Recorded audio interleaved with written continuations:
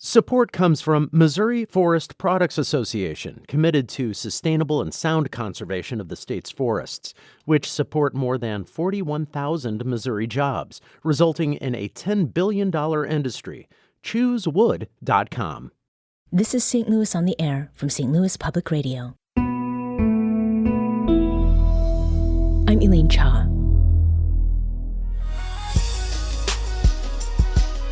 This morning, Washington University held its 2024 commencement ceremony amid the usual cheers and pomp and circumstance.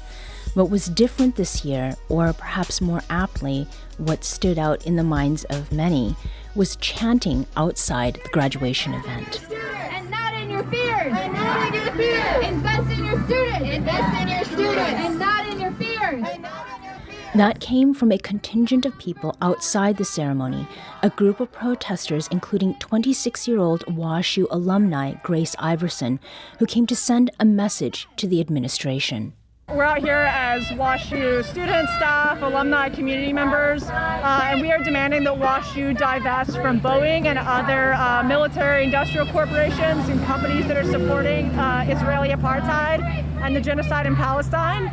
And we are continuing to keep up the pressure because WashU has shown that they are clearly not interested in the community and in divesting, but we will not stop until they move to divest, as many universities did in South Africa to end apartheid. Meanwhile, during the ceremony, Washington University's student commencement speaker, Alejandro Ramirez, addressed the ongoing war in Gaza. Today, I stand in solidarity with my peers, faculty, and community members who have experienced hardship during this last semester, who found their why and used it to express solidarity with the Palestinians around the world.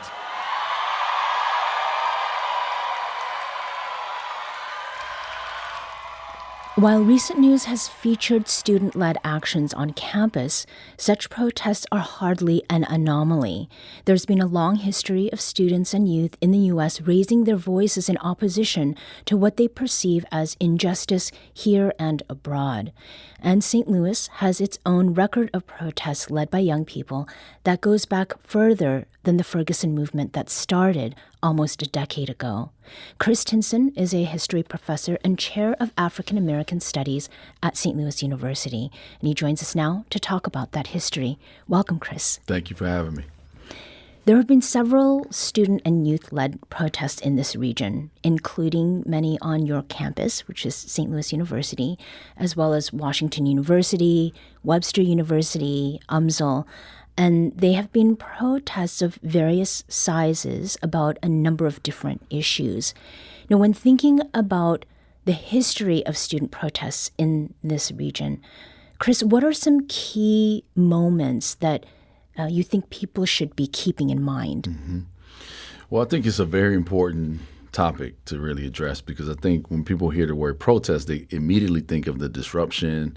They immediately think that somebody is out of line, that there is some kind of rupture to the status quo. And I think that that's what kind of annoys a lot of people about protests, or at least gives them some apprehensions about why people are out there.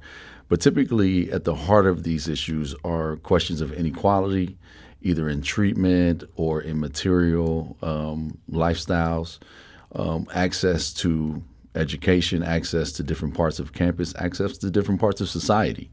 In St. Louis, there is a long track record of protests, even though it's not well known. Mm-hmm. But really going back to the 1950s, after the Brown decision, you start to see young people exercising their right to speak out in public about equality in education. Mm-hmm. And it starts then, it continues through the 1950s and 1960s, where you have the NAACP and its youth councils really being a vehicle for youth activism in the area. And in that regard, and they also had trouble with some of the leadership in the NAACP that led to many young folks leaving and joining a group like CORE, Congress of Racial Equality. Mm-hmm. And that really continues in the 1960s and 70s. So what people should understand is just students' awareness of what's going on domestically and internationally is what's behind a lot of the protests. Their awareness of it, their curiosity. And so that part of it is what leads people to demonstrate. And so I think that we're seeing that now around Palestine. Right. And insofar as war protest goes, anti-Vietnam War protests were very much happening in St. Louis as well. Absolutely. Every campus in America virtually had some kind of response to the Vietnam War protests. And many students were openly anti-war. Many of them were dealing with family members who had to fight in the war, were coming back disabled and things of that nature, or deceased. Many young people were put on the front lines, and many people of color also were impacted adversely by the war in Vietnam, which was a 20-year struggle. So many generations of students had to engage this question of why Vietnam, why is this derailing our domestic policy and also our resource allocation in inner cities. What is it about youth and young people? And I use both of those terms because in the introduction, we heard a WashU alumni speaking out, clearly not a youth anymore, but still in young adulthood. I think that young people are trying to find what is going to be the course of my life after I graduate. And so many of the issues that people deal with in college, some people are able to discard them and say, hey, when I was young, I used to represent these movements or do this kind of work or be out in the street doing this. And then now that I'm older and running my business, I can't really do that work anymore. But many more people find ways to incorporate that work into their lifestyles as they go on. Right. And so as the person that we heard from certainly is still compassionate enough around these issues that they feel that they are compelled to go out and let the public know about it. And also they probably feel an obligation and a duty as an alumni to really represent those interests long term. So I think young people are trying to figure out what kind of world they want to live in the future. And I think that that's what fuels a lot of the questions and a lot of the demonstrations. Now, the St. Louis region, including the Metro East, has a number of universities. And these universities are different. So SLU is a Jesuit university, private. WashU is a private institution, non-affiliated religiously.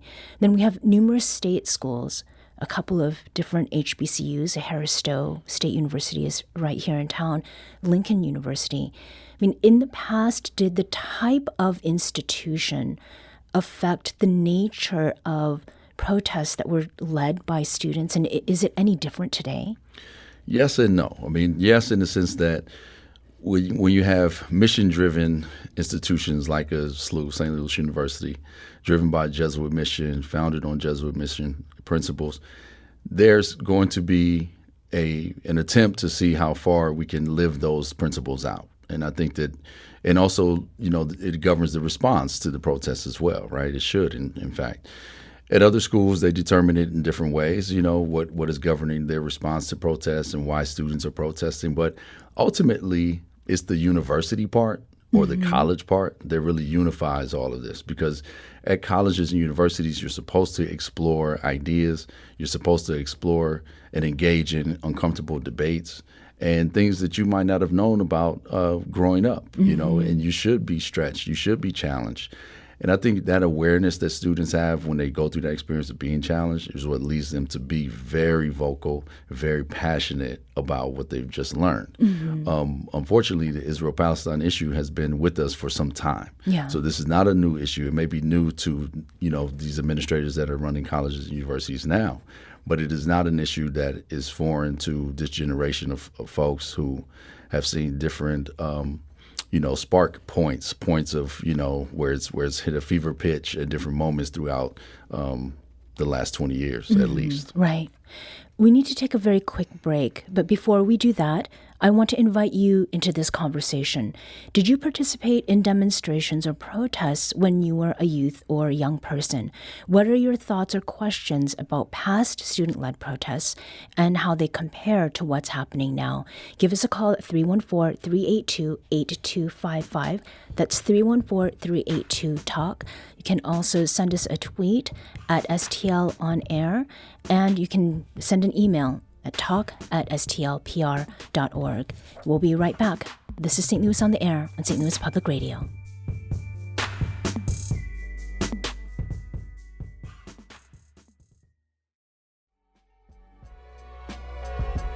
Let's return to our conversation about the history of student and youth-led protests across the country, across generations, and here in St. Louis. We're talking with Chris Tinson, history professor and chair of African American Studies at St. Louis University. Now, Chris, before the break, you had mentioned that this is not anything new. This has been going on for decades. And something that I want to make sure that we get to now has to do with what happened 10 years ago. So we're coming up on the 10-year anniversary of Michael Brown Jr.'s killing by former Ferguson police officer Darren Wilson. And the protests that followed signaled a significant change from those that had occurred before that, particularly when we're talking about protests in this region, because in the past they had been either very extreme or somewhat mild and lasted just a little while. What is it that you can tell us, Chris, about the quote, culture of protest in St. Louis pre-2014? Well, I think pre-2014, you had a lot of issue-oriented protests, for sure, around school desegregation, even in 2000s, as strange as that may seem, about budget allocations and things of that nature, resources, and spatial, what we might consider a spatial democracy, if you will, like where can people move and live in around the area. And I think those issues govern a lot of the protests then, but they, like you were saying, were more issue-oriented, direct, and temporary, dealing with what can be gained, what kind of concessions can be gained.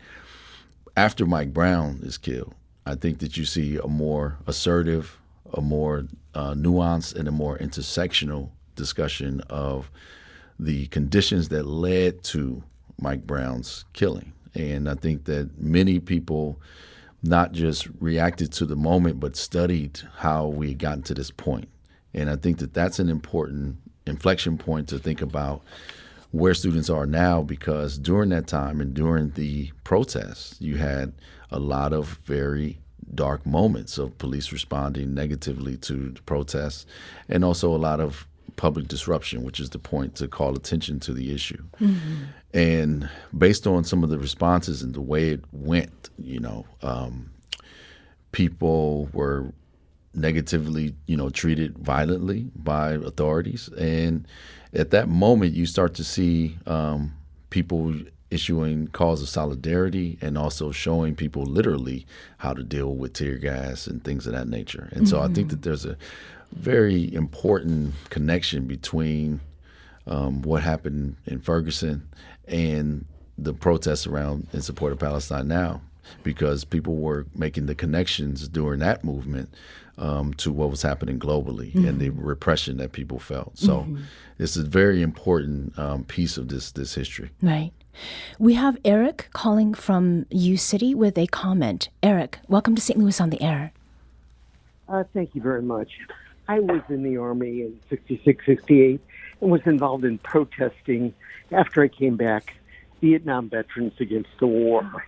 We always protested in what I believe to be an orderly, effective manner without running into the law. Of course, there was a lot of that activity going on. I recently also heard about a group called Standing Together that had a chant about keeping all Israeli and Palestinian and Gaza children safe. And they were able to get groups to work together. I'd be interested in your guests' thoughts about how the administrations and the protesters can work together to get the results they all want. Thank you, Eric. Chris? I think that's a great question. I think, the first piece is understanding awareness and understanding why students want to feel the need to protest. And I think that, unfortunately, too often there is a rush to really disrupt the protests rather than to create spaces for conversation about why the protests in the first place.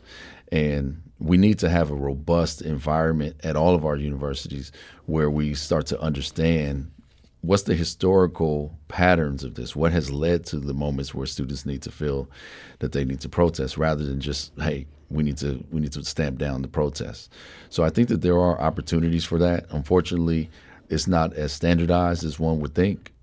Being at a university, the expectation is that everybody's just going to class and just going to work, and so that these things around politics, especially geopolitics, tend to be things that people minimize. But I think overall, those kind of conversations about making bridges and concessions to get what both parties want, being students and administrators, that usually comes after people have vocalized their protests.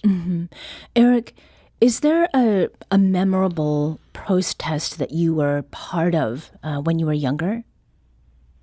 I think it probably could have been walking down Market Street with a lot of like-minded people, and just the camaraderie of soldiers coming back who were also at a very difficult time because the country was turning them away after doing what they thought they were supposed to do for our government,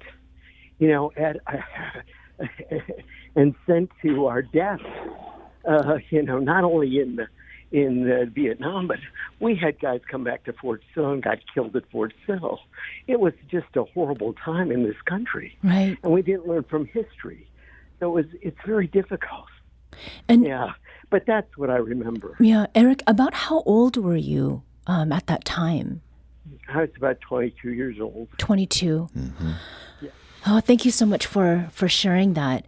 So, Chris, that brings up a couple of things. When we're talking, right, about youth being young, student and youth-led protests, I mean, they come from different parts of the political spectrum. There have been criticisms, right, about how protest has been enacted. I mean, have you noticed any notable differences in how protests or rallies or protesters themselves are engaged with, depending on what is being protested? That's a very interesting question. I think, it's difficult when, you're thinking about countries at war, and the immediate reaction or the expected reaction is support for it. When people see that this is something that's ongoing, or that there's a pattern here, or that one government is taking the side of, one side of the issue, I think people are smart enough to discern what is in their best interest and what's not, and what reflects their principles and what doesn't. And I think that depending on the issue, it does determine the response that you get. But I think what we're dealing with right now is you're dealing with the confluence of two things. One is an ongoing discussion of militarism and the problems of militarism, and an ongoing discussion of the geopolitical struggle in the Middle East. And I think people, at least students that I'm around or people that I come in contact with on college campuses, they are thinking about those two things simultaneously. And so those are things that put them, unfortunately, at odds with the political status quo, which thinks that these things are necessary. And immediately, the response is going to be negative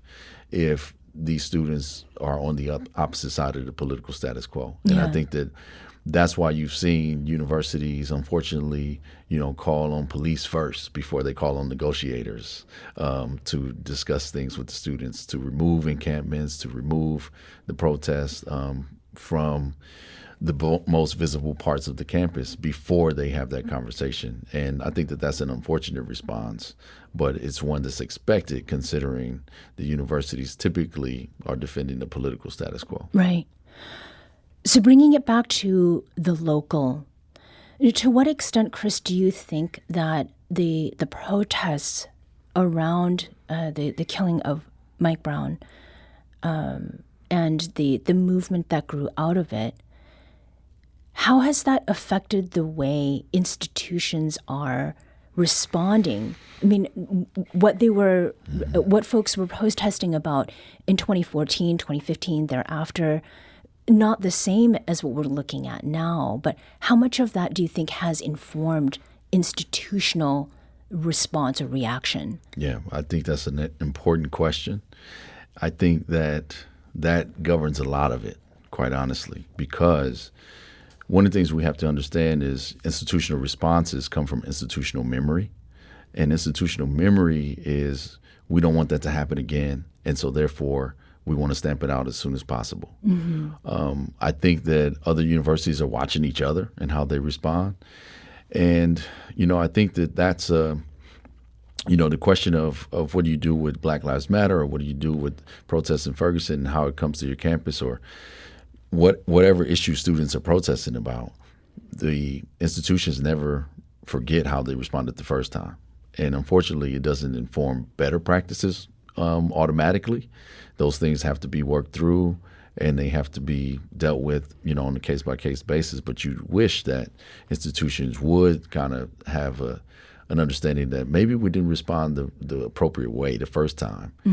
So rather than beefing up, our relationship with the police, we need to beef up our relationship with negotiators and people who are in spaces of support and ombudspersons and things of that nature, so that we can understand how do we share this campus, how do we share this community, but also allow for people to really vocalize their support for ceasefire, for peace, for free speech, whatever it is that people are protesting about. But yes, the institutional memory is definitely a part of how people respond.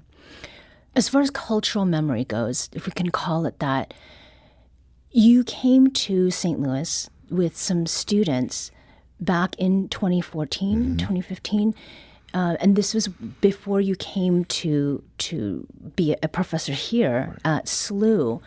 Are there any notable differences or parallels that you see between what was going on then among the young people who were protesting and what you are observing and feeling now? Yes, there's definitely a lot of parallels. And I think one main one is a great uncertainty. Students feel uncertain about the direction of things. And I think that raises a lot of anxieties. I think that a lot of the promises that we make as universities and university officials, the students don't really believe in it the same way. And so the idea that, a graduation needs to go uninterrupted, to these students, it doesn't matter, right? You saw students across the country telling news cameras that, their careers don't matter as much as this issue. And I think that people are making that decision for themselves, but it's certainly a lot of parallels between what we expect and what students want their careers as students to be. In our introduction to the segment, we heard from the commencement speaker for the WashU ceremony. We also heard from an alum. So this is someone who is ostensibly in their mid-20s or so. We've seen different responses from universities to students who've been protesting on campus. To what extent will universities' relationships with students, present and future, as well as with those who are in the communities where these universities are found, be affected by the way that the institutions have been responding to student protesters in particular? I think that's an important question, and I think it remains to be seen. Some university administrations will see, something in their students that needs to be supported, and others will see something that they want to hurry up and get rid of, quite honestly. Meaning, let's graduate, and hopefully the next group is not as boisterous or disruptive, right, as this current group.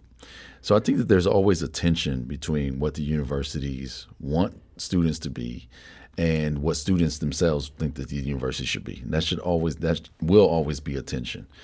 The hope is that universities will see themselves as part of a community beyond its walls, to really be responsive to what's going on locally and internationally in a way that people feel is in alignment with their values, their principles around peace and justice and equitable resources and saving the planet, et cetera. And most importantly, saving human lives. Because I think one of the pieces that gets missed in the protests is we forget that there are actual people dying in Gaza.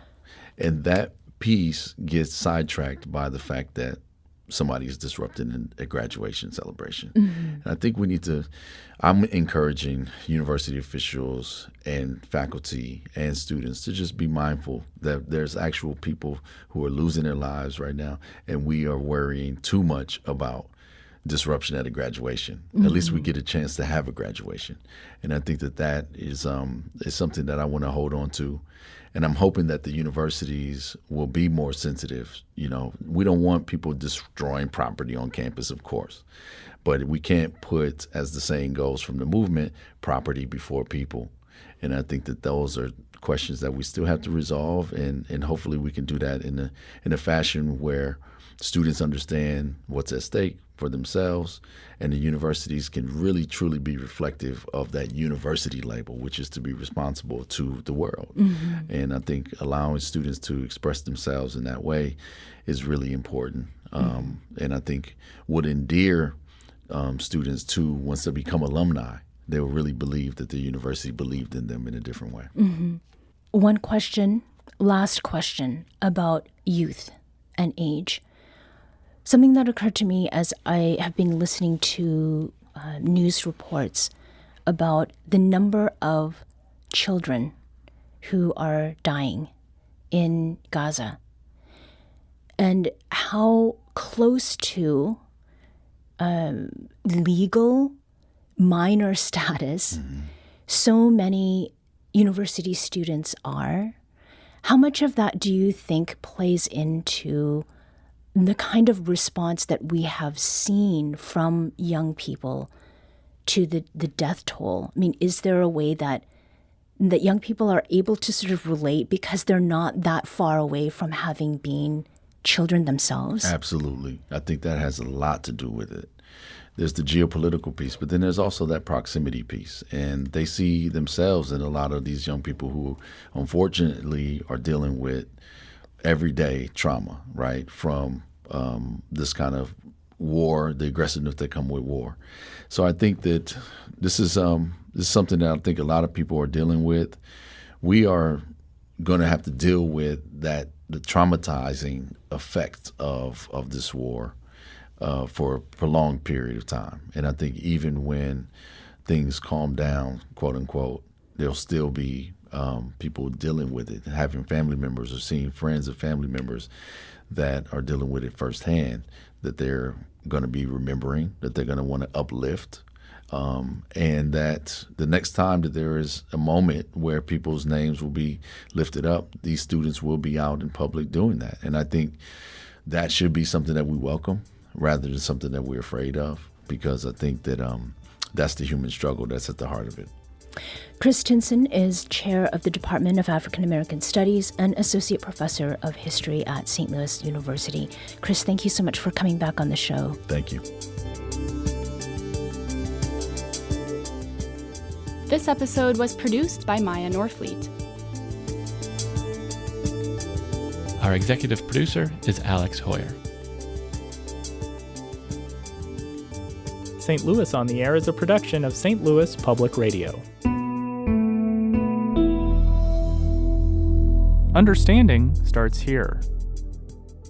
Do you find yourself regularly listening to episodes of St. Louis on the Air? Suggest us to a friend you think might enjoy our conversations, and leave us a review and rating on Apple Podcasts on the App Store. It's the simplest way to help people discover our show. Thank you. St. Louis Public Radio is a member-supported service of the University of Missouri St. Louis. Support comes from the Missouri Forest Products Association. Missouri produces wood pallets, railroad ties, white oak barrels, hardwood floors, and more. Details on the variety of products made in the state are at choosewood.com.